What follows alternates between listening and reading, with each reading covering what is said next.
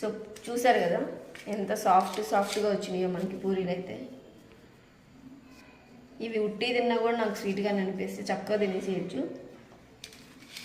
దీనికి కాంబినేషన్లో మనకి టమాటా బంగాళదుంప గ్రేవీ కర్రీ చేసుకున్నాం కదా, కాలిపోతుంది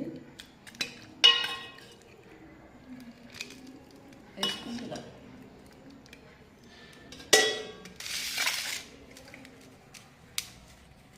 చాలా సాఫ్ట్గా ఉంది చూడండి. ఈ కర్రీ చాలా బాగుంటుంది పూరికి కానీ చపాతీకి కానీ కాంబినేషన్లో. చక్కగా ఉడికిపోయిన ముక్కలు కూడా కాలుతుంది, నూరు కాలుతుంది మరి.